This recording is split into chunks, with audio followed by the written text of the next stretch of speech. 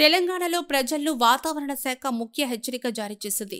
వాయువ్య బంగాళాఖాతంలో అల్పపీడనం ఏర్పడే సూచనలతో రాష్ట్ర వ్యాప్తంగా వర్షాలు కురిసే అవకాశం ఉందని భారత వాతావరణ శాఖ ఐఎండీ తాజాగా హెచ్చరికలు జారీ చేసింది.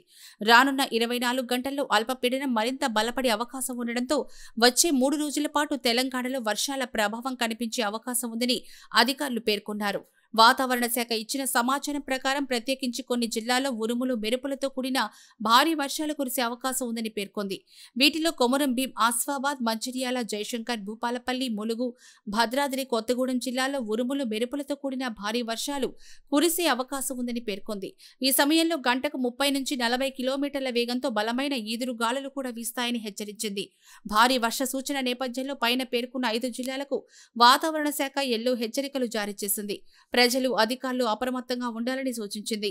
మిగిలిన జిల్లాల్లో తేలికపాటి నుంచి మోస్తరు వర్షాలు కురిసే అవకాశం ఉందని వాతావరణ కేంద్రం వివరించింది.